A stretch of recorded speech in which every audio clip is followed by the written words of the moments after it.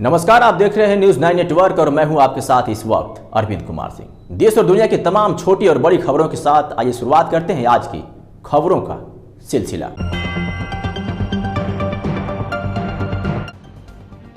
UP में पैसे से ज़्यादा कत्ल प्यार के नाम पर एनसीआरबी की रिपोर्ट में खुलासा हुआ है।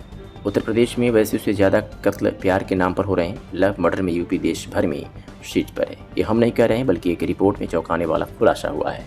रिपोर्ट के मुताबिक पिछले एक साल में मोहब्बत के नाम पर यूपी में 334 कत्ल हो गए। ये संख्या देश भर में सबसे ज़्यादा है। दूसरे नंबर पर गुजरात है, जहां साल भर में 179 कत्ल प्यार की भेंट चढ़ गए।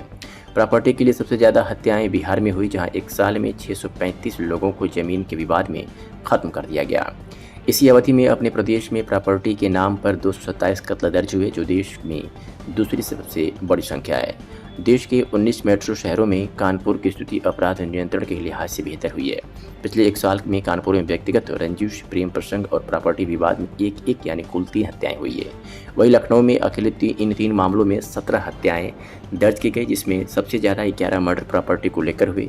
व्यक्तिगत रंजिश से जुड़ी हत्याओं में सुरक्षित माने जाने वाले शहर सूरत ने रिकॉर्ड तोड़ दिया, जहाँ साल भर में 73 केस केवल ऐसे मामले में दर्ज हुए। दिल्ली में 87 हत्याएं व्यक्तिगत खुन्नस के चलते हो गई। लव मर्डर में टॉप 5 प्रदेश के नाम हैं। उत्तर प्रदेश में 334, गुजरात में 179, बिहार में 174, मध्य प्रदेश में 162 और तमिलनाडु में 104 केस शामिल हैं।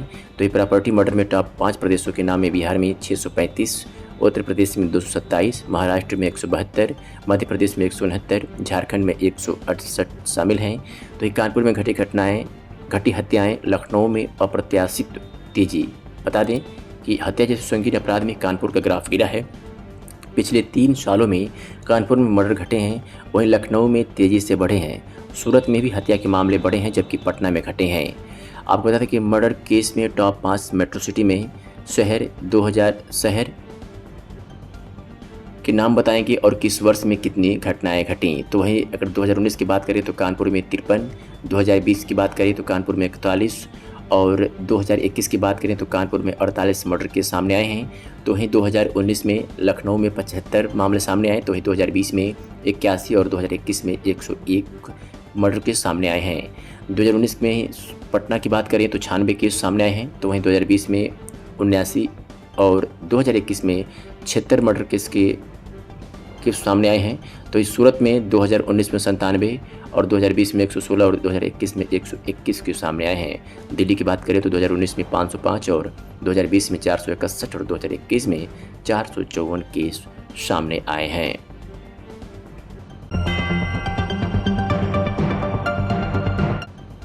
अमरोहा में एक लकड़ी से भरे ट्रक ने एक व्यक्ति को रौंद दिया, जिसकी मौके पर मौत हो गई। सूचना मिलते ही मौके पर परिजन पहुंच गए। ट्रक चालक मौके से फरार हो गया। परिजनों ने ट्रक का पीछा कर ट्रक को पकड़ लिया। थाना अमरोहा देहात के गांव लालू नगला निवासी महफूज 40 वर्षीय पुत्र साकर जंगल से आ रहे थे। जैसे ही वह अमरोहा कांठ रोड पर गांव लालू नगला में बने पट्टे के नज़दीक पहुंचे, तभी अमरोहा की दिशा से आ रहे लकड़ी के से भरे ट्रक ने उसे रौंद दिया, जिसकी उसकी मौत हो गई। ट्रक चालक मौके से फरार हो गया। सूचना मिलते ही मौके पर पहुंचे परिजनों ने सूचना पुलिस को दी। पुलिस की देरी से आने की वजह से परिजनों ने ट्रक का पीछा किया। घटनास्थल से लगभग 1 किलोमीटर की दूरी पर गांव पैगंबरपुर सुखवासी लाल में ट्रक को पकड़ लिया गया। ट्रक और चालक पुलिस की हिरासत में है। परिजनों का रोकर बुरा हाल है। बताया जा रहा है कि मृतक के 4 लड़के व 2 लड़की हैं। 2 लड़कों की शादी हो चुकी है। कुछ दिनों बाद लड़की की शादी होनी थी। क्या नाम है आपका? अच्छा, ये जो एक्सीडेंट हुआ अभी कुछ समय पहले, ये आपके रिलेशन में क्या लगता है? मेरे भाई लगते हैं, मेरे भाई हैं। ये कैसा हुआ ये? जंगल से आ रहे थे घास लेकर साइकिल जी, और यहाँ एक गाड़ी थी, उससे ओवरटेक करा इसने ट्रक वाले ने। ओवरटेक कर कर उसे जो है उसने उसका ध्यान ही नहीं करा, पूरा पहिया उसको पूरा उठा कर तो पूरा ट्रक में लोडिंग था क्या था? ट्रक में लकड़ी धर रही लकड़ी अच्छा, पूरा पहिया उतर गया उन पे? पूरा पहिया होता है।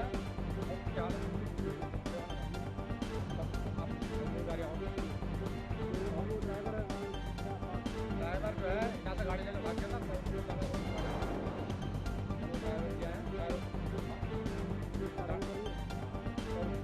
पुलिस अभी कार्रवाई कर रही है। मालिक आ गया। अब उसका फोन दोबारा ट्राई कर रहे हैं। क्या नाम था इनका जिनकी मृत्यु हुई है? इसका महफूज नाम। महफूज। हाँ, इनके पिताजी का नाम? साकर। गाँव? लालू नंगला। ये थाना कौन सा पता आपका? थाना अमरा देहात।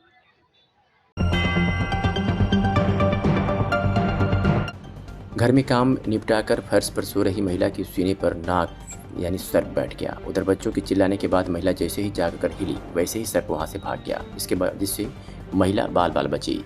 कोतवाली क्षेत्र के गांव अमरैया कला निवासी पत्रकार दिनेश कुमार की पत्नी मधु बुधवार को अपराह्न बाद घरेलू का कार्य निपटाकर घर में फर्श पर सो रही थी, तभी अचानक कहीं से सर्प आकर महिला मधु के सीने पर बैठ गया। घरेलू बच्चों ने जैसे ही महिला के सीने पर सर्प बैठा देखा, वह जोर जोर से सर्प सर्प चिल्लाने लगे। तभी महिला जागकर जैसे ही हिली वैसे ही सर्प वहां से खिसक कर भाग गया। महिला डर के चलते वह भी चिल्लाने लगी, मगर जाको राक्षसाइयाँ मार सके ना कोई कहावत यहाँ पर सच साबित हो गई। तभी तो कहते हैं कि ईश्वर का जिस पर आशीर्वाद प्राप्त है उस पर कोई बड़ी से बड़ी विपत्ति कुछ नहीं बिगाड़ सकती। हालांकि महिला इस टाइम ठीक है।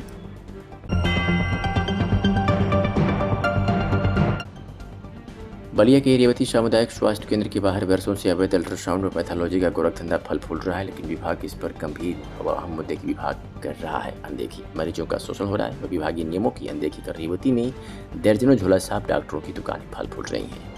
संचालित अल्ट्रासाउंड पैथोलॉजी बिना रजिस्ट्रेशन का संचालन हो रहे हैं। सूत्रों द्वारा बताया जा रहा है कि ऐसे नर्सिंग होम और अल्ट्रासाउंड केंद्र के रोगियों को ले जाने के लिए भारी पैमाने पर सरकारी कर्मचारी लिप्त हैं।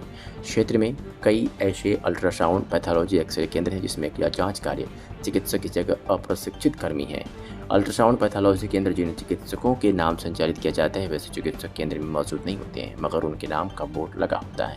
ऐसे केंद्रों की जांच रिपोर्ट पर सवाल खड़े होते हैं। जानकारों का मानना है कि इस तरह की जांच मरीजों की जान के साथ खिलवाड़ है, क्योंकि जांच से इलाज की सही दिशा तय होती है। अगर गलत जांच रिपोर्ट मिलेगा तो इलाज की दिशा भी गड़बड़ होने की आशंका बनेगी। शिव जी गौड़ किस गांव के? रेवती। क्या मामला है आपका? मामला है मेरा लड़का गिर गया था, नाती गिर गया था छत पर से। हाँ। और गिर ले गए थे सिरासो जी के पास। तो बैंडेज कच्चा पर बैंडेज किए और उसके बाद 1 हफ्ता के बाद पक्की किए। पक्का करने के बाद फिर भी कागज मांगने लगे, मेरा एक्सरा दीजिए। हाँ, तो एक्सरा 2 कराए, 2 एक्सरा बोले फेंक दिए। एक्सरा नहीं मिला हमारा, अब कोई भी कागज कोई प्रमाण नहीं मेरे पास। मेरा नाती का हाथ टेढ़ा हो गया है। अच्छा, उनके यहाँ इलाज करा रहे थे, हाथ टेढ़ा हो गया है? हाँ, ये हाथ टेढ़ा हो गया, प्लस्तर वस्तर किए, दवा ववा किए, हाथ टेढ़ा हो गया है। तो इसके बाबत आपने बोला उनको कि मेरे बच्चे का ऐसा हुआ है? हाँ, तो हम बोले तो बोल रहे हैं कि ठीक है, जो होगा बाहर खर्चा कर ले, इलाज करा लीजिए, जो खर्चा होगा हम दे देंगे। कुशीनगर की तहसील कशिया के ग्राम मैनपुर दीनापट्टी के सैकड़ों मुशहरों ने लाल झंडे के साथ अपनी मुख्य मांगों को लेकर कशिया तहसील गेट पर नारेबाजी कर अपनी मांग पत्र लेकर कम्युनिस्ट पार्टी के नेता विभूति प्रसाद चौहान एवं इदरीस के अलावा दर्जनों पुरुषों के साथ महिला आंदोलन में शामिल रहीं। इस तस्वीर में देखिए कि आंदोलनकारियों ने क्या मांग किया है। दीनापट्टी मामला है। हाँ, जो पट्टा मिला है उससे कब्जा नहीं हुआ का पट्टा मिला है, उनको भी हाथ में नहीं आ रहा है। वो भी जो है सब है वो सब कब्जा करते हैं। और देखिए क्या मांग है आपकी?